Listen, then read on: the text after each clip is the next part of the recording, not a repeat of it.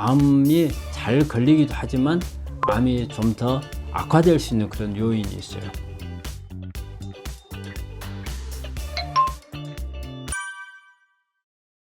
안녕하십니까. 암을 치료하는 의사 문창식입니다. 오늘은 암을 가지고 있는 우리 환자들의 숙주라고 말할 수가 있거든요. 암을 가지고 있는 이 사람에 대한 부분, 이게 상당히 중요한데, 제가 이렇게 우리 환자분들 이렇게 진료를 하면서 느낀 게, 우리 암에 대해서 우리 환자분들 치료를 하려는 것은 어떻게 해서 이 암 덩어리를 없앨 것인가, 여기에만 관심이 많아요. 이걸 없애는 방법에만 집중을 하는데, 이 암을 가지고 있는 사람이 저는 그 암 덩어리 이상으로 중요하다고 생각을 하거든요. 이 암을 만드는 것은 이 사람이 만든 거예요. 내 몸 안에 어떤 환경이 안 좋았거나, 그 다음에 면역이 떨어졌거나, 또 세포 안에 여러 가지 노폐물, 산화물들이 많아서 유전자가 변이가 오게 되고, 이 변이된 유전자가 한마디로 고장을 일으켜서 암이 만드는 거거든요. 암을 드러내서 치료하는 것 이상으로 암을 만들지 못하게 하는 환경, 이런 부분들이 중요한데, 그 부분에 대해서는 상당히 간과를 많이 해요. 그래서 이 시간에 이 부분에 대한 전체적인 건 다룰 수 없겠지만, 우리 환자분들이 바로 깨우친다면 환자분들이 어떤 암 치료에 도움이 될 수 있는 이런 부분들을 이야기를 나눠보고 싶습니다. 암이 발생을 하는 것은 어떻게 보면 우리 몸이 건강한 상태이면 암세포가 자라기가 어렵습니다. 우리 그 대학에서 이렇게 암 조직을 배양을 하거든요. 배양을 할 때 보면 암 입장에서 가장 암이 성장하기 좋은 환경은 우리가 생각할 때는 가장 나쁜 환경이에요. 특히 이제 우리가 저산소, 우리 요즘에 뭐 줄기세포 치료가 많이 유행을 하고 있잖아요. 그런데 줄기세포 만드는 방법 중에 가장 기초가 뭐냐면요, 저산소 지역을 만드는 거예요. 산소 공급을 잘 못하게 만들어 놓으면 줄기세포로 바뀝니다. 암세포가 가장 악성세포가 줄기세포거든요.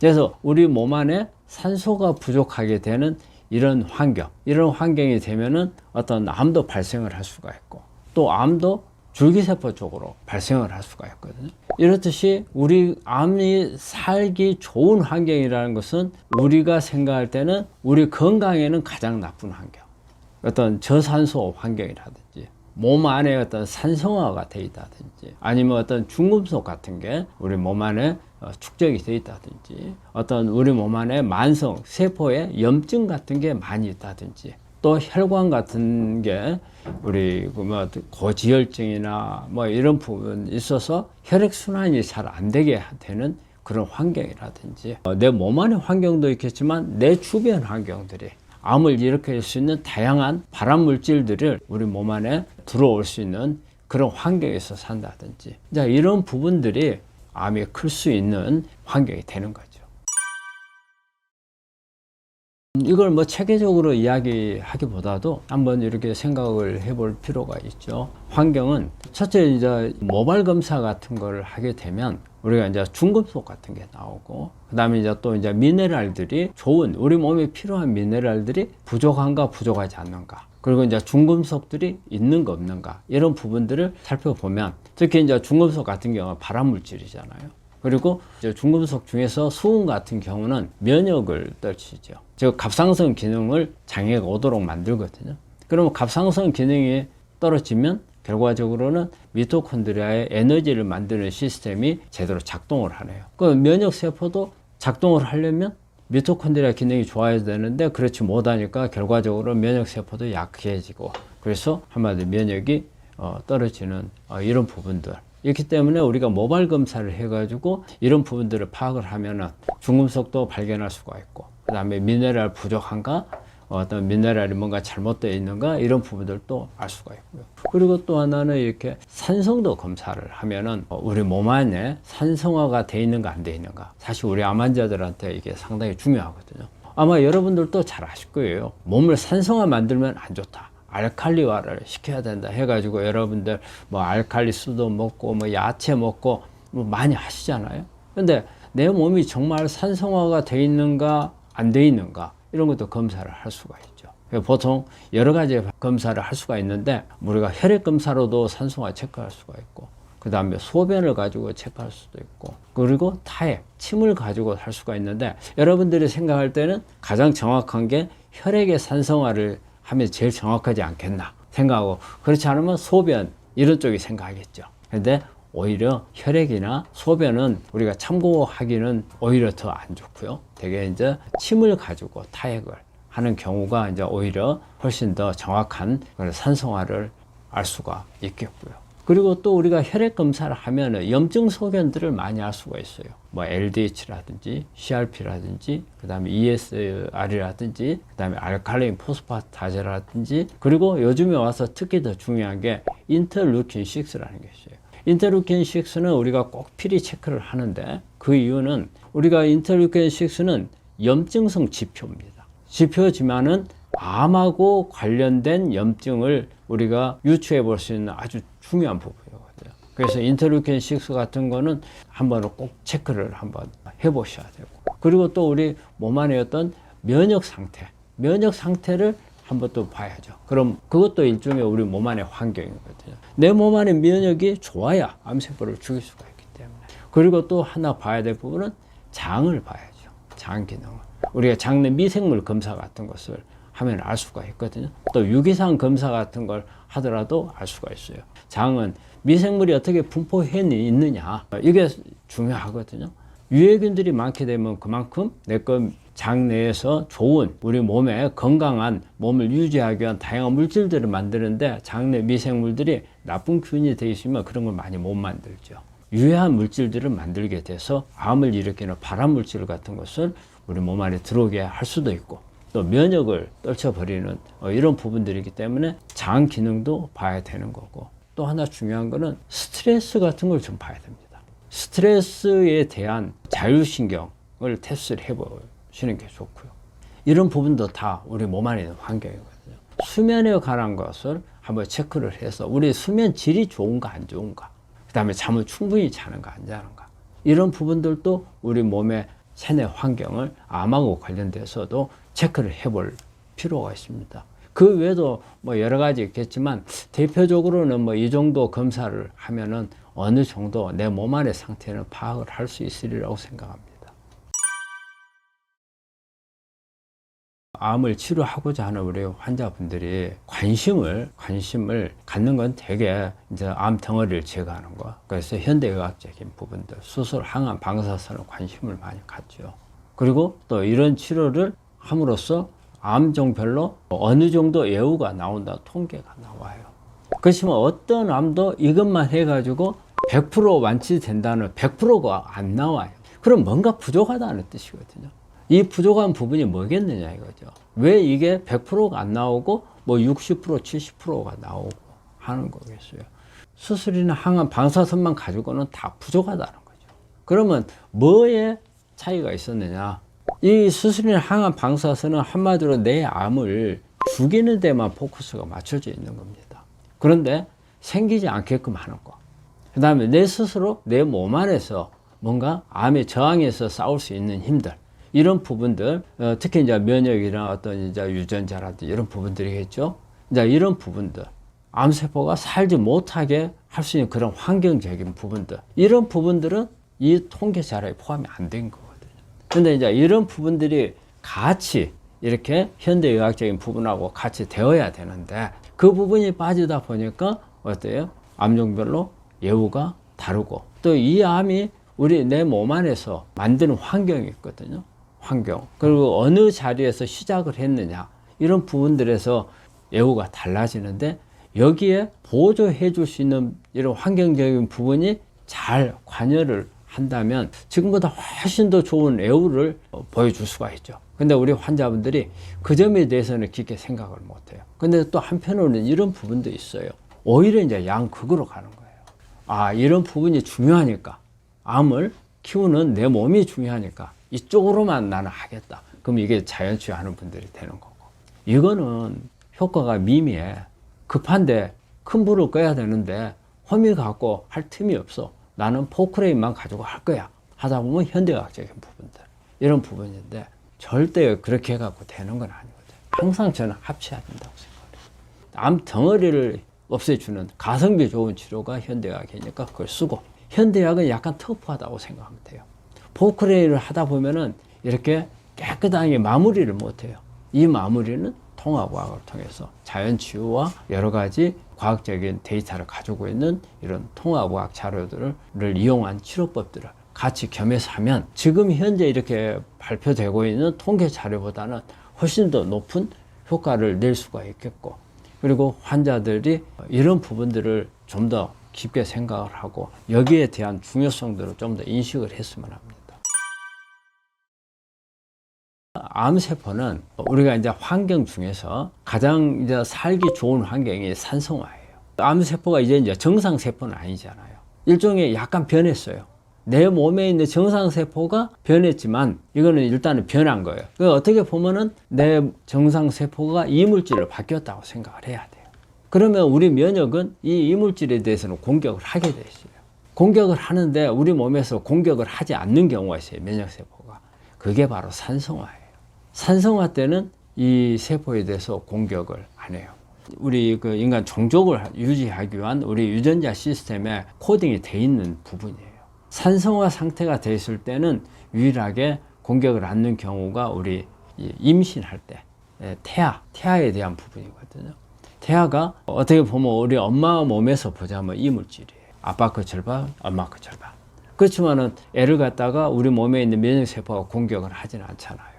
그 이유는 뭐냐면 엄마 뱃속에 있을 때 환경이 약간 산성화 쪽에 가 있어요. 그래서 그런 산성화가 돼 있으면 어떤 애가 있다는 그런 우리가 인식을 하게 되는 거죠. 그래서 면역세포들이 이런 경우에는 공격을 안 해요. 그런데 암이 바로 이 점을 이용을 하는 거거든요. 포도당을 이용을 해서 에너지 대사를 해가지고 암세포 주변을 산성화를 시켜 놓는 거예요. 젖산을 만들어가지고 쫙 젖산을 뿌려놔요. 그럼 이게 산성화가 돼요. 그럼 우리 면역세포가 공격하러 왔다가 공격을 안 하게 되는 거죠. 그래서 우리가 산성화가 되면 우리 면역세포 중에서도 여러 가지 있어요. 우리 공격하는 게 우리가 T셀이 있고 NK세포가 이런 것도 있겠지만 뭐 대식세포라든지 오히려 이런 면역세포들이 암의 주변에 오잖아요. 그 산성화가 돼 있으면 이거 감싸요. 그래가지고 다른 면역세포가 공격을 못하게 오히려 방어를 해줘 버리는 그런 환경으로 바뀌어요. 그래서 산성화가 되면 암세포가 죽지 않고 오히려 면역세포들이 암세포 성장을 도와주는 이런 게 되는 경우가 있어요. 그 우리 줄기세포 쪽으로 넘어가는 경우는 더욱더 그래요. 그래서 우리 환자분들이 내가 암을 치료한다 할 때 가장 제일 먼저 내 몸을 어떻게 해야 될까 할 때 제 1번이 저는 산성화부터 막아야 된다. 그 말씀을 드리거든요. 그게 아주 중요합니다. 조직 검사를 해가지고 암세포 보면은 암세포 사이사이에 면역세포들이 쫙 다 끼어 있거든요. 근데 산성화가 돼 있으면 이 면역세포들이 이 암을 공격하는 게 아니고 다 암을 성장하도록 도와주어 버린다. 얼마나 중요해요. 산성화는 꼭 막아야 됩니다. 우리가 그러면 이제 우리 환자분들이 산성화가 어느 정도 돼 있는지 모르잖아요. 근데 이제 우리 환자분들이 나는 산성화 돼 있을 겁니다 하고 오시는 분들이 뭐냐면 나 육고기를 좋아해요. 그리고 내 스트레스가 많아요. 그러니까 내 몸은 틀림없이 산성화가 돼 있을 겁니다. 이제 이런 말씀을 하시는데, 그렇지만 가장 중요한 것은 진짜 산성화가 돼 있는가를 아는 거잖아요. 그래서 이 아는 방법은 우리 환자분들이 몇 가지 생각할 거예요. 우리가 리트머스 시험지 가지고 한번 재보면 되잖아요. 제일 먼저 생각하는 게 혈액을 한번 가지고 산성화를 체크하면 가장 정확할 거다 생각을 해요.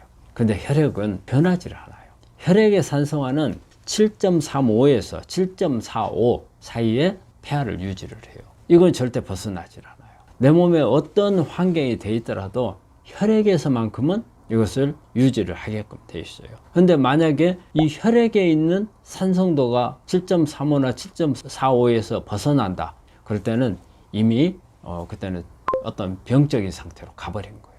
이거는 암이라든지 이런 병이 아니고 아주 급한 상태로 가버리는 거죠.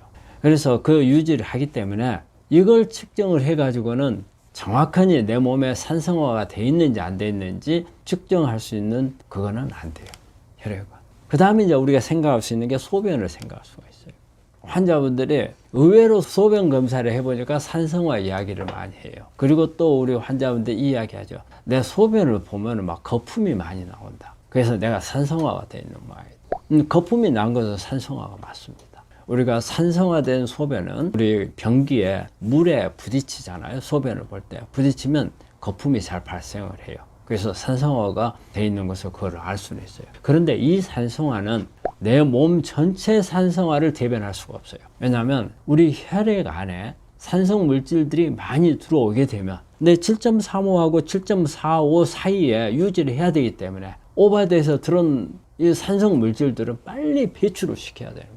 그럼 어디로 배출을 해요? 대부분이 신장 콩팥을 통해서 소변을 통해서 나가게끔 만들거든요. 그러다 보니까 내가 산성 물질을 많이 먹었다, 육류를 많이 먹었다, 스트레스를 많이 받았다, 또 물을 많이 안 마셔가지고 혈액이 농축이 됐다. 이럴 경우에 소변을 보면은 소변 검사를 보면 산성도 체크를 하면은 폐하가 낮아서 아주 산성화가 심한 뭐 4점 몇, 5점 몇 이렇게 나올 수가 있죠. 그러면 이게 내 몸의 전체를 대변할 수 있느냐? 그건 안 된다는 거예요. 그날 어떤 음식을 먹었느냐, 어떤 스트레스를 받았느냐, 이런 부분에 따라서 수시로 변한단 말이에요. 그래서 그날에 내가 어떤 산성 물질이 나오고 접한 부분이 소변에 나오는 거지 내 몸에 산성화가 대변할 수가 없어요. 그러면 우리가 산성화가 가장 중요한 것은 어디 산성화예요? 바로 암 덩어리 옆에 산성화거든요. 암세포 주변에 산성화가. 암세포 주변에 있는 것은 거기에 있는 주변은 액은 뭐냐면 우리가 간질세포라고 하는 거예요. 혈관과 세포 사이에 어떤 물이 있어요. 이걸 간질액이라고 그래요. 근데 이게 간질액이 바로 암 주변에 있는 산성화는 바로 간질액을 봐야 되는 거예요. 여기에 산성화가 바로 면역세포들을 접근하느냐 못하느냐에 영향을 주는 거거든요. 그러면 이걸 체크하려면 가장 좋은 방법이 침이에요. 침은 간질액에 속합니다. 그러면 침의 산성도를 체크하면 이거 암 주변의 산성도라고 생각할 수가 있어요. 그래서 침을 가지고 체크를 하는데 아무 때나 체크하면 의미가 없어요. 가장 정확하게 우리가 볼 수 있는 게 아침에 막 일어나자마자 바로 기상하자마자 리트머스 시험지를 가지고 침을 체크를 해서 폐하가 얼마가 나오는가를 보는 게 가장 정확해요. 그래서 몇 차례 뭐 2, 3일 간격으로 몇 번 해보면 내 평균적인 폐하가 나올 거예요. 그래서 이제 그걸 가지고 하고, 근데 만약에 일어나자마자 체크한 타임을 놓쳤다. 그러면 30분 후에 하세요. 그래서 30분 후에 해가지고 폐하를, 그러면 그 다음에 며칠 검사할 때도 30분 후에 똑같이 해야죠. 막 일어나자마자 폐하가 6.7 이하이거나 30분 후에 체크를 해가지고 7.0 이하이면 내 몸이 산성화가 돼 있다 생각하시면 됩니다. 그렇게 기준으로 삼으시면 돼요. 자, 그러면 리트머스 시험지를 어떤 걸 가지고 해야 되느냐? 우리가 옛날 학교 때 그 생화학 시간에 보면 리트머스 가지고 여러 가지 물질들에 대해 폐하 체크 해본 적이 있잖아요. 그 리트머스 시험지는 1, 2, 3, 4, 5, 6, 7 이런 단위예요. 큰 단위예요. 근데 우리 몸을 산성화를 체크하는 것은 아주 미세한 단위로 봐야 되거든요. 0.1 단위로 봐야 돼요. 이런 타액을 체크할 수 있는 그런 리트머스 시험지가 따로 있습니다. 그거를 구하셔 가지고 이렇게 체크를 해보면 내 몸에 산성화가 돼 있는가 안 돼 있는가 그런 부분들을 알 수가 있고요. 내가 어떤 음식을 먹고 어떤 환경일 때 어떤 변화가 오는가 이런 부분들도 보면은 도움이 돼요. 내가 어떤 음식을 많이 먹으니까 폐하가 상당히 알칼리 쪽으로 가네? 그럼 이 음식은 내 알칼리 쪽으로 가도록 하는 음식이잖아요. 근데 또 어떤 걸 먹으니까 계속 산성으로 내려가는 거예요. 그러면 가능한 안 먹어야 되는 이런 부분들이잖아요. 수시로 이렇게 체크를 해보면 어떤 음식을 먹어야 되는 건지, 또 어떤 환경에서 체크를 해보니까 폐가 변하더라. 그러면 내가 가능하나 그런 환경에 맞추거나 아니면 피하거나 이런 부분을 할 수 있잖아요. 그래서 여러분들이 산성화가 암 치료하는 데서는 아주 중요하다는 것을 아셔야 되고, 내 몸에 산성화는 방금 제가 설명드린 대로 하시면 되고, 그리고 한번 체크해서 내 몸이 어떻다고 판단하실 게 아니고 여러 차례 하면서 평균을 내보시는 게 좋고, 또 앞으로 내가 알칼리 쪽으로 유지하기 위해서 어떤 음식을 먹는 게 좋은가 하는 것도 바로 이런 것을 체크를 하면서 하면은 알 수가 있어요. 그런 부분들이 여러분들 그 암 치료하는데 도움이 될 거고, 꼭 우리 환자분들은 산성화는 알칼리화 할 수 있도록 하셔야 됩니다. 우리가 이제 병원에서 입원하면 평균적으로 볼 때, 제가 볼 때는 한 60에서 70%는 산성화가 돼 있는 것 같아요. 저희는 병원에서 일주일 단위로 항상 아침에 산성화를 체크를 합니다. 매주. 그래서 이 데이터를 비교를 하거든요. 그리고 이제 산성화가 되어 있는 분들은 이제 알칼리 쪽으로 갈 수 있도록 알칼리성 음식들을 먹도록 이제 권유를 하고, 그 다음에 이제 운동이라든지 여러 스트레스 관리할 수 있도록 어떤 상담 같은 것을 하거든요. 우리 환자분들 대부분 다 약간의 산성도가 돼 있는 경우가 훨씬 더 많죠. 제가 본 경우는 한 60에서 한 70% 정도 우리 환자들은 산성화가 돼 있는데, 우리 환자분들이 이 산성화가 간단할 것 같죠. 산성화가 쉽게 조절 안 됩니다. 그리고 우리 환자분들이 자기 음식 습관을 이렇게 100%확 바꾸지는 못하거든요. 그리고 자기의 그 몸 안의 환경에 그렇게 쉽게 안 바뀌거든요. 산성화를 개선하기 위해서 우리 환자분들이 노력을 하거든요. 하는데 잘 안 되거든요. 포기해버리는 경우도 많은데 꾸준히 하셔야 됩니다. 꾸준히 해서 내 거 몸을 바꾸고 가야 되는 거지, 하루아침에 안 바뀐다 해가지고 나 안 되더라, 그 포기하시면 안 돼요. 내가 암을 치료하는 동안에 5년, 10년이 될 수 있거든요. 그 동안에 항상 내 몸이 산성화가 되지 않도록 관리하는 그런 습관을 길러 나가는 게 중요해요. 그리고 어느 일정한 기간 동안 어떤 뭐 프로그램 하듯이 하고 치워버리는 그런 부분이 돼서는 안 돼요. 항상 몸의 습관화가 되는 그런 부분으로 산성화 관리는 하셔야 됩니다. 환자분들이 산성화가 이렇게 심하게 됐을 때는 이제 일단은 가장 맨 먼저 할 수 있는 게 음식입니다. 첫째, 이제 물을 많이 마시세요. 물을 많이 마시면은 중화가 되잖아요. 또 이제 산성화가 되어 있다는 것은 우리 세포 안에 산화물이 몽땅 있다는 의미도 같이 되거든요. 세포 탈수부터 일단 먼저 막아줘야 돼요. 물을 많이 마시되 우리가 알칼리성 우리 몸에 있는 미네랄이 있어요. 알칼리성 미네랄이 칼륨이죠. 그래서 칼륨을 많이 먹고, 그 다음에 알칼리 토미네랄이라는 게 있어요. 알칼리 쪽이지만 약간 알칼리성을 띠는 미네랄이라 해서 알칼리 토미네랄이라는 말을 붙이는데, 이게 칼슘하고 마그네슘입니다. 이게 칼슘, 마그네슘이 많이 들어있는 음식을 먹는 게 좋아요. 근데 그 중에서도 칼륨이 가장 큰 역할을 해요. 칼륨은 우리가 알칼리성 미네랄이라는 이름을 붙이거든요. 그래서 칼륨이 많이 든 음식, 지금 뭐 고구마나 토마토, 바나나, 키위, 콜라비, 비트, 그리고 이제 여러 가지 녹색 채소들이 이제 칼륨이 많이 들어있죠. 그리고 이제 고구마나 감자 속에도 많이 들어있는데, 감자는 그거 외에는 다른 게 오히려 탄수화물이 너무 많기 때문에 감자는 조금 그렇고, 이런 부분들을 먹게 되면 이 안에 칼륨이 많아요. 그래서 이 칼륨이 알칼리 쪽으로 방향을 바꿔주기도 하고, 세포 안에 칼륨이 들어갈 때 물을 끌고 들어갑니다. 우리 세포는 세포 안에는 칼륨이 많아요. 바깥에는 나트륨이 많아요. 어떻게 해서 이제 세포 안에서는 나트륨 바깥으로 밀어내고 칼륨은 안으로 끌어들이는 게 우리 세포 기능 하거든요. 그러니까 이 칼륨이 몸 안에 들어갈 때 물을 끌고 들어갑니다. 그래서 몸 안에 물을 채워주는 거예요. 그렇게, 왜냐하면 칼륨을 많이 먹어야 세포 안에 물이 많이 들어가고 세포 탈수를 막아주고, 또 세포 안에 칼륨이 많이 들어가니까 산화를 막아주고, 또 주변에 산성화가 되어 있는 것을 막아줄 수 있는 거죠. 그래서 가장 중요한 게 어떻게 보면은 음식이죠. 내 몸에 산성화를 막아주는 거. 그런데 이런 방법을 써도 안 된다.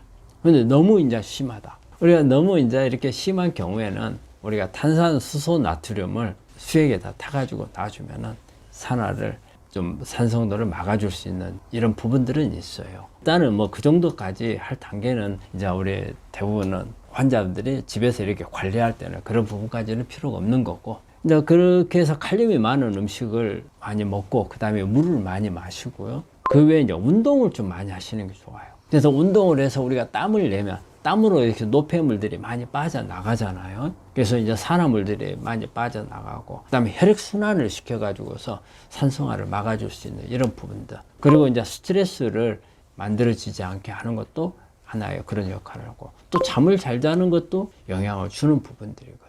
이런 부분들을 하다 보면 산성화가 되고, 또 여기 하나 팁이 뭐냐면, 우리가 물을 마실 때 미네랄 워터를 좀 많이 마시는 게 좋아요. 우리가 미네랄 워터는 생수만 생각을 하는데 생수도 미네랄 워터 맞습니다. 또 아니면 우리 약수 같은 것도 미네랄 워터. 근데 미네랄 워터 그 약수 같은 경우는 되게 이제 그 우리 석회성이 많이 끼어 있기 때문에 그 부분들은 이제 조금 생각을 하셔야 되고, 근데 그렇지 않으면은 차, 물, 차로 마실 수 있는 것을 아주 희석을 해가지고 물처럼 만들어서 마시는 거. 저는 우리 환자분들한테 뭐 비타민 나무 차, 그 다음에 연잎차, 그 다음에 녹차, 뭐 보리차도 좋고요, 옥수수 차도 좋고, 이런 부분들을 가지고 물처럼 희석해서 우리가 물을 많이 마셔야 되잖아요. 우리 환자분들이 그냥 물 마시려면은 밍숭밍숭 해가지고 맛도 없고, 또 물을 싫어하는 분들은 되게 약 먹는 것보다도 더 싫다 하는 분들이 있거든요. 이런 분들은 그렇게 차를 마시면은 훨씬 더 풍미도 있고, 여러 가지 그 안에 들어있는 미네랄이라든지 비타민이라든지 이런 부분까지 같이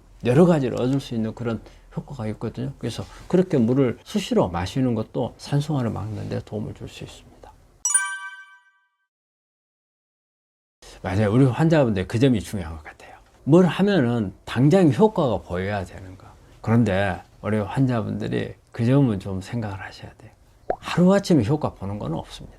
우리 환자분들이 저한테 와가지고 그런 말씀을 많이 하세요. 내가 한 달 전부터 이게 바뀌었는데 좀 뭔가가 좋아졌을까요? 그런 말씀을 하시는데, 우리 암은 이걸 생각을 하세요. 우리 이 암이 내 몸에서 만들어져 가지고 내 진단상에 밝혀졌을 때까지 걸리는 시간이 최소한 10년에서 15년입니다. 그 암이라는 게 일순간에 뭐 없어졌다가 새로 만들어졌다 하는 그런 병이 아니거든요. 그렇다면 벌써 10년 동안에 우리 몸에서는 수많은 환경 변화가 왔어요. 어떨 때는 암을 성장하기 좋은 환경도 있었을 거고, 어떨 때는 내 몸의 면역이 아주 좋았을 때도 있었을 거고, 그 다음에 환경도 산성화되어 있다가 알칼리가 되어 있다가 이런 부분들이 변화가 있었을 거란 말이에요. 그렇다면 이렇게 수시로 암이 변한다면 이 암세포가 10년 동안 살았겠습니까? 못 살았죠. 그만큼 우리 몸에 있는 환경이 수시로 그렇게 쉽게 변하지 않는다는 겁니다. 10년 동안 계속 성장할 수 있었던 환경은 뭐예요? 그 환경이 일주일이면 일주일, 한 달이면 한 달, 뭐 특별한 걸 해가지고 갑자기 환경이 바뀌어가지고 암세포가 사라져버리게 한다. 그렇게 되면 우리 암은 우리 몸 안에서 크지를 못해요. 한순간에 변하지 않습니다. 우리 환자분들이 와가지고 내가 얼마 동안 했으니까 좋아졌을 거다, 암세포가 많이 줄어들었을 거다, 좀 검사해봐달라, 이런 분들이 있더라고요. 그렇게 생각하시면 안 돼요. 빨리 순간적으로 변하지는 않습니다. 꾸준히 계속 하면서 지켜보면서 유지를 해야 세월이 흘러야 돼요. 그런데 바로 효과를 봐서 암세포가 없어지게끔 할 수 있는 방법은 없다는 걸 생각을 하셔야 돼요. 그 암이라는 것 자체가, 암이 만들어져서 여기까지 온 것도 10년, 15년 세월이지만 다시 우리가 이 암을 없애는 세월도 5년, 10년이라는 거예요. 그러면 우리 벌써 20년 세월이에요. 이 세월을 아주 장기전으로 우리가 100m 달리기, 1000m 달리기 이런 개념으로 암의 치료를 생각하시면 안 돼요. 암 치료는 마라톤이라고 생각을 하셔야 돼요. 그렇기 때문에 항상 어떤 내가 페이스를 유지를 하셔야 됩니다. 페이스가 잘못되면 어때요? 가다가 중도에 멈추게 되잖아요. 실패를 할 수가 있어요. 페이스 유지를 꾸준히 하셔야 되지, 어느 순간에 어떤 효과를 즉각적으로 나타나야 직성이 풀리고 보여야만이 내가 용기를 갖고 하고, 그렇게 생각하시면 암 치료가 훨씬 어렵습니다. 그래서 내가 꾸준히 하면서 바꿔 나가야 되겠다고 하지만 순간적으로 변했으리라고 생각하는 것은 금물이고, 차츰차츰 내 눈에 보이지 않지만 조금씩 변화할 거다. 그래서 하다가 보면은 나는 열심히 노력했는데 효과가 안 나타나. 그럼 실망하잖아요. 그리고 이거 효과 없는 모양이야. 포기해버린단 말이에요. 이게 아니라는 거죠. 하루아침에 변하지 않기 때문에 그렇다는 거예요. 그렇지만 나는 어쨌든 암을 치료해야 되기 때문에 꾸준히 계속 묵묵히 하시라는 거죠. 그게 중요합니다.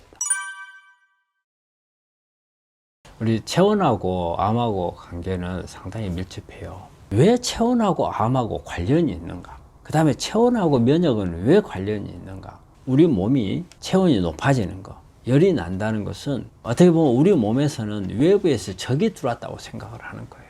적이 예전에는 이제 주로 이제 열이 나는 게 감염이죠. 뭐 세균이나 바이러스나 이런 게 들어와가지고 몸에 열이 나잖아요. 이게 감염이 돼서 열이 나는 것은 바로 뭐냐면 우리 몸에서는, 뇌에서 느낄 때는 외부에서 적이 들어왔다. 그러니까 적에 대한 공격의 신호가 열이란 말이에요. 그러니까 열이 나면은 우리 몸에서는 외부 적이 들어왔다 생각을 하고 면역을 높이는 거예요. 방어력을 높이는 거예요. 한마디로 체온이 높다는 것은 우리 몸의 면역을 자극하는 힘이 생기는 거예요. 예, 우리가 면역 세포들이 대부분 다 어때요? 말이 그렇잖아요. 체온이 1도 올라가면 면역이 100% 상승을 한다. 대신 1도가 떨어지면 한 30% 정도의 면역이 저하가 된다. 그렇거든요. 정말 체온을 올리면은 면역이 무조건 올라가서 암 치료가 되는가? 그거 사실은 의문스럽잖아요. 그런데 예전에 우리가 요즘에는 여러 가지 약들이 많고 뭐 수술이라든지 항암 또 여러 가지 면역 올리는 이런 게 많았기 때문에 그런 부분들을 깊게 생각 안 하지만 우리가 20세기 초 막 이럴 때는 치료법이 없었어요. 암에 대한 속수무책이었거든요. 이때 유일하게 썼던 방법이 바로 열 치료였어요. 그래서 우연히 이렇게 열이 아주 높아가지고 막 40도 넘어가고 이런 환자가 혼수에 빠졌어요. 그래서 어떻게 깨어나 보니까 암이 없어져 있더라는 거죠. 이게 왜 없어졌어? 그래서 이제 추정을 해보니까 열이 그렇게 고열이 나고 난 후에 암이 없어지더라는 거죠. 이게 뭔가가 있다. 그래 보니까 이제 우리가 이제 이게 과학이 발달하고 나 이제 최근에 보니까 면역이 활성화가 돼가지고 암세포를 죽여버렸더라. 이제 이런 부분이지만 그 당시만 해도 어떻게 그런 부분을 잘 몰랐기 때문에 열만 높여주면 암을 없앨 수 있다. 이제 이런 생각을 했죠. 그래서 예전에는 열 치료를 많이 했죠. 특히 이제 서양에서 많이 했던 게 이제 단독균을 가지고 뭐 콜리박테리아라는 게 있어요. 균을 감염을 시키는 거예요, 사람한테. 그거 막 고열이 나요. 뭐 40도, 41도까지 열이 올라가고 그 정도 올라가다 뭐 잘못하면 사람이 죽어요. 그래서 그때 많이 죽는 사람도 많았죠. 안 죽고 깨어나면은 암이 좋아지는 경우가 많았어요. 근데 요즘에는 이제 그런 치료법들을 쓰질 않아요. 그거는 위험하기 때문에. 그리고 또 비윤리적이라는 아주 비난을 많이 받았거든요. 그래서 그런 방법을 쓰지는 않지만 그 열이 우리 몸의 체온이 높아지면 면역이 높아지면서 암세포를 그렇게 죽일 수 있다는 것은 그런 부분에서 증명이 돼 있던 부분이고. 그래서 우리가 평소 때 내 체온이 높으면은 면역이 높아지는 거예요. 그런데 우리 암 환자분들이 대부분 다 저체온이죠. 우리가 정상 체온을 볼 때 우리가 아침에 막 자고 일어나면 36도 5분. 그 다음에 오후에 한 4시나 5시에 체크를 했을 때 36도 8분. 이게 우리 몸의 정상 체온이에요. 정상 체온의 상한치가 보통 37도 2분. 우리가 심부 체온을 쟀을 때. 우리 몸 안에 저 깊은 곳에 체온을 재면 한 37도 2분까지 올라가요. 그래서 37도 2분을 넘어서면 우리가 그때부터는 정상 체온이라고 보질 않고 열이 난다 이렇게 표현을 할 수가 있는 거죠. 이런 체온 유지를 해서 36도 5분 이하로 이렇게 내려가는 경우에는 면역이 떨어진다고 봐야 돼요. 그래서 그걸 끌어올리기 위한 방법들을 많이 해야죠. 그래서 일단 체온이 높을수록 우리가 면역이 높고 체온이 낮을수록 면역이 떨어지기 때문에 우리 암 환자분들은 면역이 좋아야 하잖아요. 그러기 위해서는 체온을 높이는 여러 가지 방법들을 이용을 하는 게 암 치료하는 데 도움이 됩니다. 가장 기본적으로 우리 암 환자가 체온을 높일 수 있는 방법은 운동이에요. 운동을 하는 게 땀나잖아요. 우리 땀이 난다는 것은 체온이 올라갔다는 뜻이잖아요. 운동이 가장 좋은 방법이고, 그리고 이제 음식 같은 것도 우리가 음식이 중요한 이유가 뭐냐면 어떤 음식을 먹느냐에 따라서 우리 몸에 열이 나는 것은 어디서 열을 만드느냐면요, 미토콘드리아에서 열을 만들어요. 우리 세포 안에 미토콘드리아에서 에너지를 만들면서 열을 같이 만들어내는 거예요. 그러면 미토콘드리아 기능을 높여야 하잖아요. 미토콘드리아 기능을 높이는 것은 뭐예요? 우리가 탄수화물, 지방, 단백질, 타는 영양소도 공급이 돼야 되겠지만 미토콘드리아 기능을 좋게 해줘야 하잖아요. 이 타는 영양소를 태우는 영양소, 이게 비타민하고 미네랄하고 물이에요. 이런 부분들이 충분하면 미토콘드리아에서 에너지를 많이 만들어요. 그리 되면 우리가 체온을 높일 수가 있고, 우리가 갑상선 기능 우리 암 환자분들은 잘 보셔야 됩니다. 갑상선 기능은 바로 갑상선에서는 에너지, 우리 세포 안에 있는 미토콘드리아의 에너지 생산을 조절하는 역할을 하는 게 갑상선이 합니다. 갑상선이 기능이 좋으면 미토콘드리아에다 막 에너지를 많이 만들으라고 막 신호를 보내죠. 그러면 에너지를 만드니까 부수적으로 열이 나온단 말이에요. 그러니까 체온을 올리죠. 근데 갑상선 기능이 나쁘면 어때요? 미토콘드리아에다 에너지 만드는 신호를 못 줘요. 그러니까 에너지를 못 만들고 기력이 없어요. 부수적으로 열도 못 만들어요. 그러니까 어때요? 체온이 떨어지고 기력이 없고.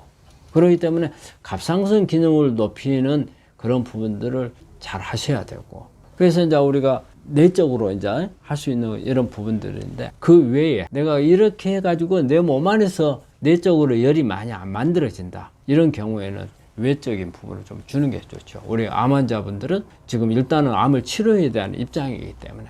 이제 이럴 때는 뭐 우리 간단하게 보면 온돌 같은 것도 좋아요. 우리 한국 사람들은 온돌이잖아요. 우리 요즘에 외국 사람들이 이 온돌을 되게 아주 부러워하는 것 중에 하나잖아요. 항상 따뜻하게. 그리고 또 아니면은 뭐 여러 가지 뭐 찜질방도 있고, 뭐 사우나도 있고. 우리 한국 사람들은 이런 부분들을 많이 좋아하잖아요. 그리고 또 집안에 여러 가지 온열 기구들이 있잖아요. 뭐 장판도 있고, 여러 가지 있고.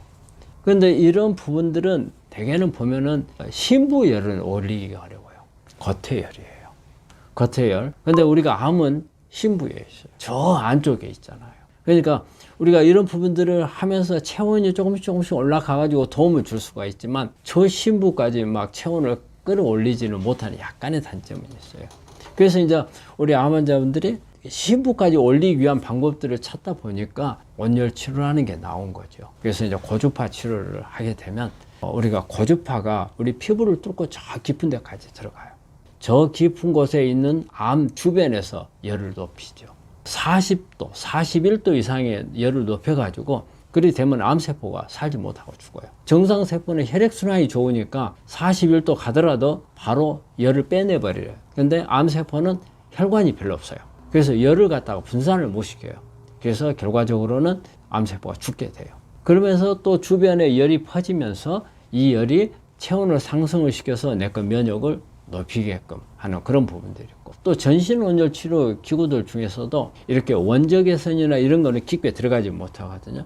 근데 근적 개선 같은 경우는 아주 깊게 들어가요. 그래서 이제 근적 개선을 이용한 전신 온열 치료라든지 이제 이런 부분들을 이제 특별한 치료 방법으로서 열을 올릴 수 있는 방법. 그래서 정리를 하자면, 일단 가장 중요한 것은 운동과 음식.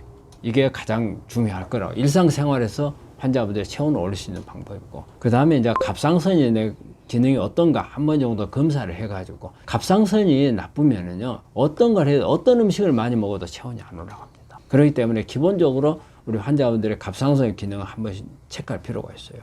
그래서 낮으면 높여주는 치료를 받아야 돼요. 그래서 이제 그런 부분이 중요하고, 그리고 이제 그 외적으로 여러 가지 우리 주변에서 이용할 수 있는 뭐 사우나라든지 찜질방이라든지 이런 부분들도 나쁘지는 않고, 집중적으로 이제 치료를, 열을 가지고서 치료를 하고자 하는 분들은 이런 고주파나 전신 온열 치료나 이런 부분들을 이용을 하시면 되겠습니다. 그런 부분들은 많이 있죠. 되게 이제 우리 요즘에 제가 이제 한 가지 우려스러운 부분이 있더라고요. 맨발 걷기가 요즘에 많이 유행을 하고 있잖아요. 그래서 아주 뭐 대유행이죠. 말이 그래, 맨발 걷기 뭐 1000만 명이 한다더라고요. 그러는데 이제 날이 따뜻할 때 하는 것은 좋아요. 그리고 맨발 걷기가 저도 뭐 효과가 있다고 봐요. 뭐 우리 이제 어싱 효과도 있고, 또 이렇게 지압하는 이런 효과도 있고, 그렇기 때문에 좋다고 보는데, 한 겨울철에도 맨발 걷기 하는 분들, 어느 정도 단련이 돼 있는 분들은 괜찮겠죠. 하지만 이제 암 진단 받아가지고 누가 맨발 걷기 좋다고 하니까 이제 바로 가서 하는 분들, 잘못하면은 상처 입을 수 있고, 동상 입을 수 있고, 체온 떨어지고, 오히려 암 치료하는데 더 나쁠 수도 있어요. 특히 우리가 항암을 하고 계신 분들이라든지 이런 분들은 더 좀 위험할 수 있어요. 그래서 맨발 걷기 자체가 나쁘다는 게 아니고, 상황에 따라서 해서는 안 될 때가 있는데, 우리 맨발 걷기 겨울철에 체온 감소가 많이 올 수가 있어요. 그래서 이제 그런 부분이라든지, 그리고 또 찬물 좋아하시는 분들, 찬물 좋아하는 것은 그렇게 우리 암 환자한테는 좋은 건 아닙니다. 찬물은 약간의 이게 체온을 떨치는 효과도 있고요. 또 하나는 긴장 상태를 갑니다. 그래서 교감신경이 항진이 되는 걸로 되어 있어요. 그래서 또 너무 뜨거운 것도 좋지는 않아요. 그래서 미지근한 물이 좋은 건데, 그 찬물을 좋아하시는 분들이 있고, 갑상선 기능 낮은 사람들은 아무리 어떤 음식을 먹더라도 체온이 내려가는 거기 때문에 항상 우리 환자분들이 이 말씀 하신 분들 있어요. 몸이 너무 차다. 너무 차고 한여름에도 뭐 장판을 깔아야만이 잠을 잘 수 있고 그런 분들이 있거든요. 평소 때 찬 분들. 여러 가지 우리가 찬 환경에 있어서 체온이 내려가는 이런 경우도 있지만 내 몸 자체가 열이 올라가지 않는 이런 부분들이기 때문에 특히 갑상선이에요. 그 다음에 이제 우리가 스트레스를 많이 받을 경우에 또 마찬가지로 체온이 스트레스를 적게 받죠. 우리 열받는다 하잖아요. 하지만 이 스트레스가 너무 오랫동안 지속이 되면 부신 기능이 떨어집니다. 그래서 부신 기능 부전, 우리가 번아웃이라고 하죠. 번아웃 상태가 된 분들은 체온이 내려갑니다. 번아웃 되게 되면 갑상선 기능이 같이 떨어지거든요. 그래서 체온이 떨어져 버려요. 그래서 스트레스도 관여를 한다는 거예요. 체온이 내려가는데. 그래서 이런 부분들을 체온이 내려가는 요인이라고 할 수 있습니다. 잘 크는 이제 요인들은 그거죠. 첫째는 이렇게 큰 카테고리를 한번 봐볼게요. 제일 먼저 암이 생기는 것은 어떻게 생겨요? 유전자 변이가 온 거예요. 그럼 그 유전자 변이를 누가 일으켰느냐? 그거 이제 변이를 일으키는 원인들이 우리가 이제 발암물질들이 관여를 하는 거죠. 그 외에 어떤 부분들이 있어요. 우리 몸 안에 있는 세포의 산화물질이거든요. 그래서 산화물이 만들어지는 환경, 외부에서 들어오는 어떤 발암물질들이 유전자 변이를 일으키는 거죠. 그래서 이 유전자 변이가 된 세포는 암세포로 넘어갈 수가 있는 거란 말이에요. 그래서 첫째는 어떤 유전자적인 문제가 있겠고, 그 다음에 이미 발생해버린 이 암 덩어리는, 암세포는 뭔가가 이것을 제거할 수 있는 우리 몸의 시스템이 있단 말이에요. 이게 유전자 중에서 세포 자살 프로그램에 관여하는 유전자들이 이 역할을 해요. 그리고 또 우리 면역이 그 역할을 해요. 그래서 이 두 가지가 우리 몸에 고장난 세포, 즉 암세포가 만들어졌잖아요. 이거를 제거하는 시스템이에요. 이 두 가지가 작동을 잘하면 또 이 암세포는 살지 못하는 거예요. 그건 만들어졌지만 제거가 되죠. 그런데 면역이 고장이 났어요. 그 다음에 세포 자살 프로그램도 고장이 났어요. 이러면 암이 크는 거고, 면역도 약하고, 그 다음에 자살 프로그램도 약하고, 그 다음에 변이는 잘 오고, 이런 상태에서 만들어졌지만, 어떻게 보면 이 암이 크는 거, 내 몸이 배지예요, 배지. 배지잖아요. 배지가 암에 대해서 영양 공급도 제대로 잘 안 해주고, 암이 클 수 있는 환경, 자랄 수 있는 환경이 안 되면 아무리 이런 부분이 약하더라도 또 못 커요. 그래서 이제 그런 환경적인 부분이 잘 돼 있다면 실제 크지를 못하죠. 그래서 이런 부분들이 나빠졌을 경우에 암이 성장하기 쉬운 환경이 돼버리는 거거든요. 그래서 저는 첫째, 유전자 변이를 일으킬 수 있는 물질이나 환경, 그리고 면역 부분이 강하지 못하게 되는 이런 부분, 그리고 암이 성장을 하는 배지가 되어 있는 내 몸의 기초적인 환경, 요 세 가지가 가장 중요하고, 그래서 이 세 가지가 나빠졌을 때 암이 잘 발생을 한다, 그렇게 생각을 합니다. 우리 혈액순환하고 암하고도 관련이 많아요. 암은 한마디로 저산소 지역에서 잘 큽니다. 한마디로 혈액순환이 안 돼야 잘 커요. 그 암도 혈관을 만들어서 성장을 해야 돼요. 그건 영양분을 받아야 하잖아요. 영양분을 받아야지만 산소 공급이 잘 안 되면서 영양분이 공급이 잘 되는 곳에 암은 잘 큰다고 봐야 되겠죠. 그래서 산소하고 관련해서. 특히 우리가 그 줄기세포 쪽에 보면은 우리가 이게 성체 세포를 줄기세포 치료를 하기 위해서 줄기세포 만들 때 하는 방법이 산소 공급을 차단시키는 거거든요. 산소 공급을 차단되면 살아있는 세포가 줄기세포 쪽으로 바뀌어요. 그래서 암도 마찬가지예요. 산소 공급이 잘 안 될 때 암세포 성장이 훨씬 더 빨라져요. 그건 왜 그러냐면요. 우리 암세포는 에너지 대사가 산소를 이용한 대사를 하질 않아요. 그래서 미토콘드리아 기능이 별로 없어요. 대개 세포질에서, 즉 무산소 상태에서 젖산을 만드는 과정에서 에너지를 만들어서 사용을 하거든요. 그리고 오히려 암세포는 미토콘드리아 기능이 떨어뜨려요. 산소가 공급이 잘 되면 미토콘드리아 기능이 살아나는 거거든요.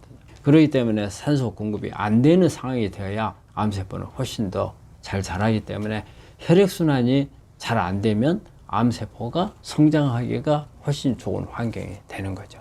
그래서 우리는 반대로 암을 줄이기 위해서는 혈액순환을 잘 시키는 게 아주 중요하고 산소 공급이 잘 되도록 해야 돼요. 그러면 우리가 혈관이 어때요? 깨끗해야 되겠죠. 찌꺼기 같은 게 노폐물이 많이 끼면 안 되겠죠. 고지혈증 같은 게 있으면은 노폐물이 많이 끼고 혈관이 좁아져서 산소 공급이 잘 안 되잖아요. 그런 부분이 있고, 또 마찬가지로 빈혈 같은 게 심하다 할 경우에도 어떻게 보면 산소 공급이 잘 안 돼서 암이 성장하기 좋고, 그 다음에 또 폐 기능 같은 것도 봐야 돼요. 폐 기능, 산소 우리가 들이마실 때 이런 부분, 특히 담배 같은 거 이런 부분들을 많이 피신 분들, 그러게 되면 이런 공급이 잘 안 되죠. 여러 가지 이런 혈액순환을 통해서 산소 공급이 잘 안 된 상황이 되면 암세포를 키울 수 있다는 것을 염두에 두셔야 됩니다.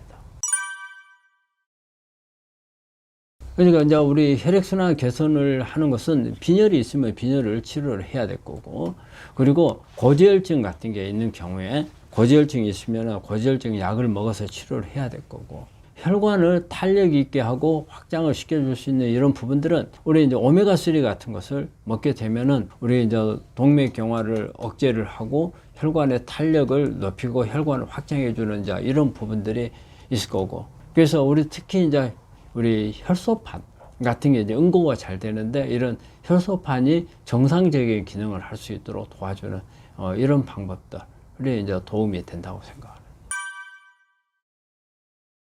우리 암이 만들어지는 근본적인 원인은 우리가 이제 유전자 변이가 왔을 때 이 변이된 유전자가 고장을 내서 암으로 발전을 하는 건데, 여기에 가장 큰 역할을 하는 게 이 활성산소죠.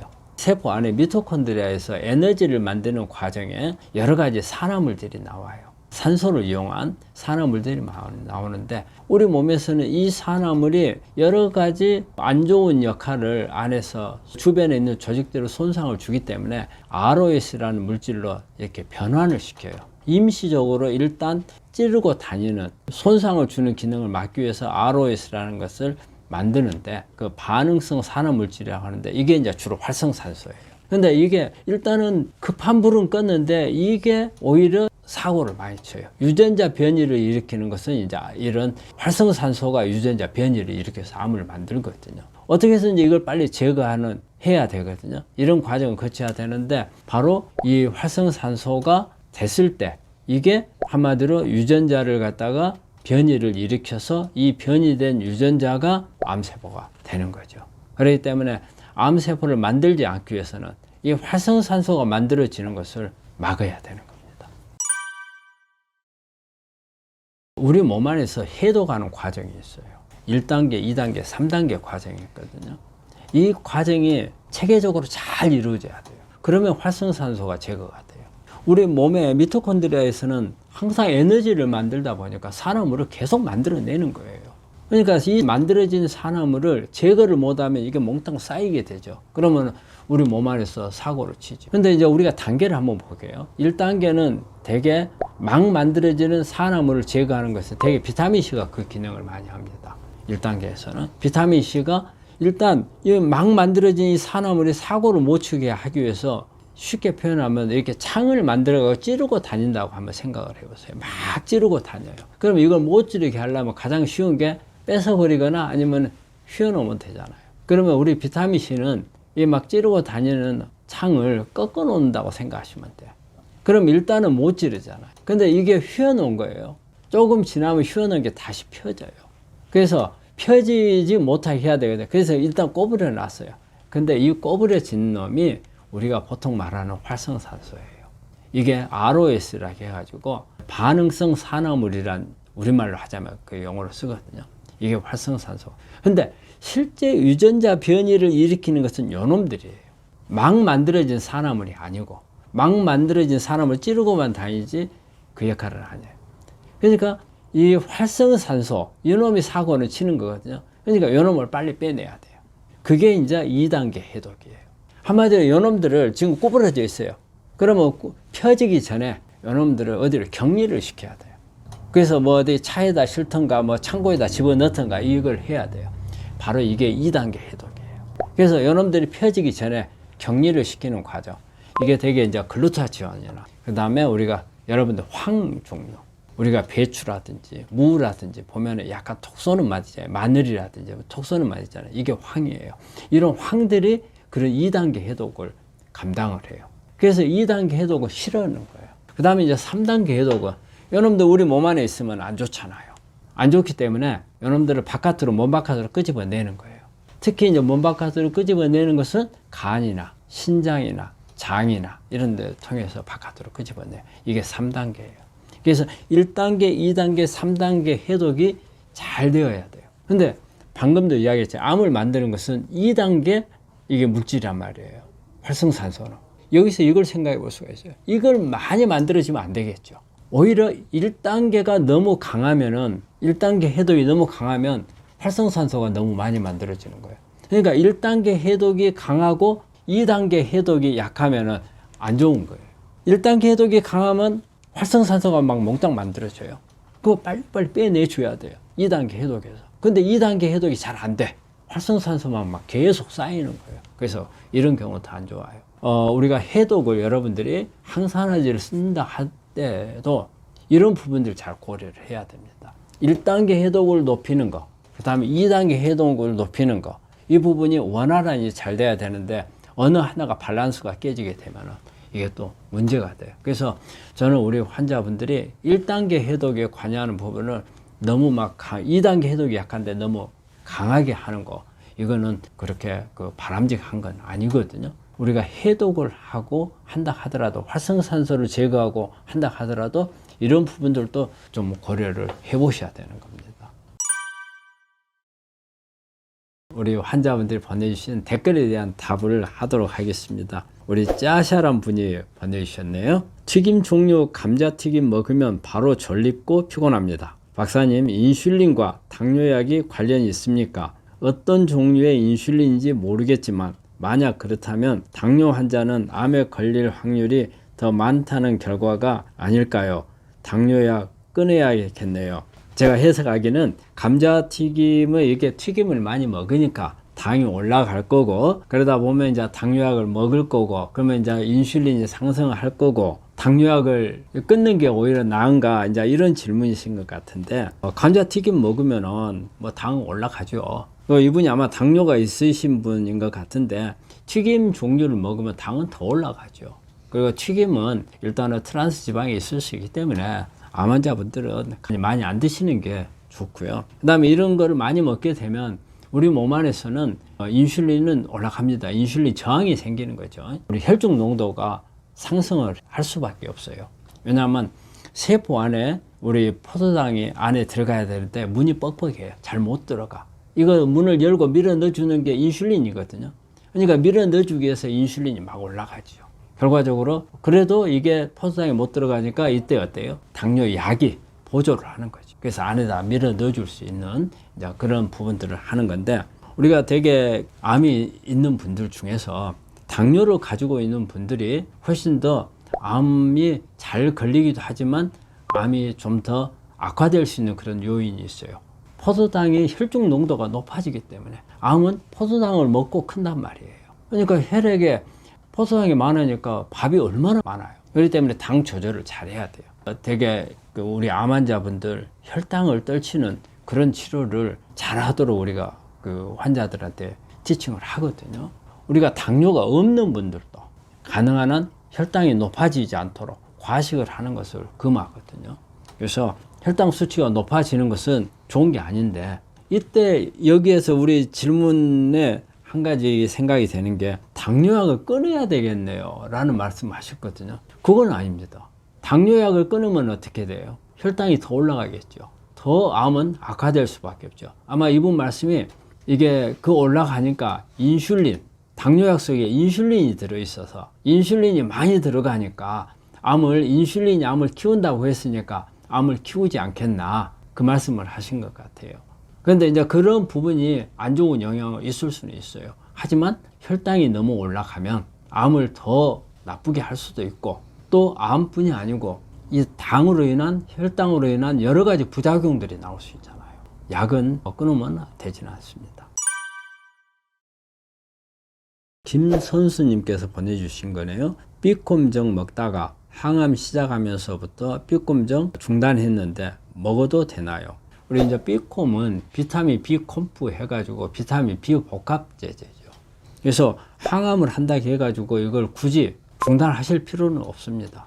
왜냐면 우리 B콤은 한마디로 우리 몸 안에서 세포 안에 미토콘드리아에서 에너지를 만드는 이 발전소의 부속 역할을 하는 거거든요. 근데 항암을 하면은 우리가 어때요? 기력이 많이 떨어지잖아요. 그래서 에너지 생산을 많이 할 필요가 있는데 B콤을 먹는 것은 도움이 될 수 있기 때문에 굳이 끊는다거나 그럴 필요는 없고, 이런 걸 끊는 분들이 이런 것 때문에 혹시 항암을 하고 있는데 그게 그렇지 않아도 내 몸에 부담이 가는데 이걸 먹으면 더 뭐 간이 나빠진다든가 신장이 나빠진다든가 이런 부담이 가는 부분이 혹시 있을지 몰라서 끊어야 되는 거 아니냐 이렇게 생각할 수 있는데 전혀 그러진 않습니다. 다음 질문입니다. 우리 김영화님께서 보내주신 건데요. 생고구마를 갈아 먹으면 어떻게 되나요? 생고구마 갈아 먹는 거 나쁘지 않습니다. 드세요. 오히려 생고구마하고 찐 고구마는 이게 그 당 지수가 차이가 납니다. 찌거나 굽거나 할 경우에는 당 지수가 올라가요. 생고구마는 당 지수가 낮아요. 하면서 식이섬유가 이눌린이 고구마에 많이 들어있죠. 그 다음에 칼륨이 많이 들어있고, 그 다음에 껍질에는 안토시아닌이 많이 들어있고, 특히 자색 고구마 같은 경우는 그 과즙에도 이렇게 안토시아닌이 많이 있거든요. 그래서 생고구마는 나쁘진 않습니다. 근데 이제 이런 건 있어요. 너무 많이 먹었을 때 소화장애가 올 수가 있습니다. 우리가 안에 있는 이눌린이라든지 이런 식이섬유들은 너무 많이 들어가게 되면 소화장애가 올 수 있어요. 가스가 많이 생길 수 있고 속이 더부룩하고 이런 부분들이 올 수 있으니까 그런 부분들을 생각을 해서 본인 소화 능력이 좋으면 좀 많이 드셔도 괜찮을 거고, 근데 내가 소화 기능이 별로 안 좋다 그러면 조금 적게 드시는 게 좋을 거라고 생각을 합니다. 안녕하세요. 유방암 4기 수술도 했고 항암 중인데요. 매번 구내염 때문에 너무 힘듭니다. 구내염증 통증 줄일 수 있는 방법이 있을까요? 이게 상당히 고통스러운 거죠. 특히 아마 이제 세포독성 항암 하고 계시는 것 같아요. 여러 가지 부작용도 많지만 입안에 이렇게 염증이 생겨가지고 음식 먹기도 어렵고 물 삼키기도 어렵죠. 그래서 고통이 많을 건데, 그리고 이게 상당히 치료가 잘 안 들어요. 안 들어서 이제 우리도 이렇게 치료하면서 여러 가지 다양한 방법들을 써보지만 그렇게 쉽게 해결이 잘 안 되는 게 이게 구내염입니다. 왜 이제 우리가 여러 가지 약들을 쓰는 경우 있죠. 뭐 오라메디도 쓰기도 하고 뭐 알보칩도 쓰기도 하고 하는데 그런 부분 가지고서 해결 안 되는 경우가 많고, 자극성 있는 음식이라든지 맵고 짠 이런 음식들 먹게 되면은 막 안에서 막 아리고 막 너무 심하잖아요. 그래서 산화질소를 많이 씁니다. 산화질소를 쓰면은 의외로 그 안에 있는 염증도 잡고, 그 다음에 우리가 주변에 있는 혈액순환을 좋게 해가지고서 상처 회복이 빨리 되는 것 같아요. 그래서 저는 산화질소를 많이 이용을 하는데 사람마다 약간씩은 좀 차이가 납니다. 뭐 여러 가지 약재를 써가지고서 좋아지는 분도 있겠지만, 만약에 그런 부분들 써가지고 잘 안 좋아지신 분이 있다면은 산화질소를 한번 써보시는 것을 권하고, 그러기 전 단계는 되게 물을 많이 마시고요. 여러 가지 자극성이 있는 음식을 피하고, 부드러운 음식, 뜨거운 물은 피하고요. 시원한 거나 아니면은 음식은 좀 미지근하게 만들어서 드시는 게 아마 좋을 거라고 생각을 합니다. 다음 질문입니다. 우리 서경옥 님께서 보내주신 건데요. NGS 검사는 어디서 하나요? 대학병원에서 하나요? NGS 검사는 이제 Next Generation Sequencing이라고 해가지고 그 유전자 검사하는 방법입니다. 우리가 일반적으로 대학에서 수술하고 나면은 면역화학요법에서 이뮤노케미스트리라고 해가지고 몇 가지 유전자를 이렇게 보여주는 게 있어요. 특히 이제 우리 유방암 환자들 같은 경우는 뭐 호르몬 양성, 그 다음에 뭐 헐투 음성, 막 이런 뭐 3중 음성 이런 게 나온 게 다 이제 그 유전자를 보고 하는 거거든요. 거기서 나오는 유전자들은 PCR이라는 겁니다. 찍어서 하는 겁니다. 몇 가지 필요한 그 암의 중요한 유전자들만 찍어가지고 검사하는 방법이 이제 PCR이라는 검사 방법을 사용해서 하거든요. 근데 이제 NGS는 예를 들어서 유방암이다. 그러면 유방암하고 관련되어 있는 유전자들을 전체를 다 봐버리는. 그래서 NGS라는 것은 다른 의미가 아니고 Next Generation입니다. 한 세대 뒤에 넥스트 다음 세대의 검사라 해서 NGS인데 이거는 조직을 가지고 합니다. 그렇기 때문에 수술한 병원에 이 수술한 조직이 준비가 돼 있거든요. 우리가 수술하면 그 조직을 버리질 않습니다. 항상 보관을 해두거든요. 그래서 이 조직을 가지고 NGS 검사를 하기 때문에 대부분의 수술하는 곳이 대학이잖아요. 그러니까 대학에 조직이 있기 때문에 대부분은 대학에서 이 검사는 많이 합니다. 루나님께서 보내주신 건데요. 유방암 1기인데 닭가슴살은 괜찮나요? 닭가슴살을 주로 이제 많이 먹는 게 어떤 사람들이 많이 먹죠? 다이어트 하는 분들이 닭가슴살을 많이 먹죠. 닭가슴살을 먹는 이유가 우리 닭가슴살에는 미토콘드리아가 엄청 많이 있어요. 그거는 왜냐면요. 우리가 비행기가 이렇게 날 때 에너지를 가장 많이 쓸 때가 이루 갈 때. 새도 마찬가지로 날아오를 때 가장 많이 쓰는 게 이제 날개예요. 그러니까 날개가 힘이 좋아야 날아오를 수 있잖아요. 그러려면 날개를 구성하는 이런 세포들의 안에는 미토콘드리아가 엄청 많습니다. 보통 우리가 일반적인 세포에는 하나에 미토콘드리아가 한 3,000개 정도 미토콘드리아가 있다고 그래요. 그런데 새 날개에는 한 10만 개 정도의 미토콘드리아가 있는 걸로 되어 있어요. 그럼 미토콘드리아는 에너지를 만드는, 에너지를 막 생산을 하도록 하는, 특히 이제 미토콘드리아 부속품들이 많이 들어있는 거예요. 비타민 종류가 이제 많이 들어있고, 미토콘드리아를 공급을 해주면은 내 몸 안에서 어때요? 에너지 생산이 많아지겠죠. 다이어트를 하려고 하는 분들이 닭가슴살을 먹는 이유예요. 살이 안 찌는 거죠. 막 써버리니까. 그럼 이제 우리 암 환자들한테는 어떻게 했는가? 암 환자들도 마찬가지로 에너지를 많이 쓰게 하는 게 좋은 겁니다. 미토콘드리아 기능을 높이는 게 좋아요. 그래서 그걸 나쁘진 않아요. 이게 이제 이 닭을 키우는 과정이 되게 이제 사육이잖아요. 닭장 안에서 키우잖아요. 그러다 보면 여러 가지 이런 미토콘드리아가 많은 것은 좋지만 그 외에 여러 가지 항생제라든지 뭐 성장 호르몬이라든지 포화지방산이 또 많이 돼 있잖아요. 이런 부분들은 마이너스 요인으로 작용을 해요. 뭐 조금 먹는 거, 또 특히 우리 암 환자분들 중에서 나는 육류 안 먹으면 나 못 견뎌요. 이런 분들이 선택을 한다면 뭐 이 부분을 선택할 수도 있다고 봐요. 그렇지만 너무 많이 먹는 것은 그렇게 권장할 만한 것은 아닙니다. 오늘 이 시간에는 환경에 대해서 좀 알아봤습니다. 우리 암 환자분들이 내 몸 안의 환경에 등한시하는 경우가 많아요. 정말 중요한 건 환경입니다. 이렇게 생각하시면 돼요. 요거 암덩어리가 있는데 여기다가 막 만들어져서 하는 것은 어디서 해요? 이 만들어지는 장소가 내 몸이죠. 그 다음에 여기다 영양분 주는 거, 뭐 주는 거 전부 다 내 몸에서 주는 거죠. 그러면 제일 좋은 건 뭐겠어요? 암세포가 크지 못할 것만 골라서 주면 되잖아요. 그러려면 내 몸을 그렇게 바꿔야 하잖아요. 이게 내 몸의 환경이고 암을 가지고 있는 숙주예요. 숙주 관리가 잘 돼야 돼요. 우리가 환자분들이 치료를 할 때 어떤 약을 쓸 건가, 어떤 치료법을 쓸 건가, 뭐 이런 것만 많이 생각을 하시잖아요. 근데 정작 그거는 대학에서 해주고 뭐 병원에서 해준단 말이에요. 그러면 내가 해야 될 것은 뭐예요? 바로 숙주.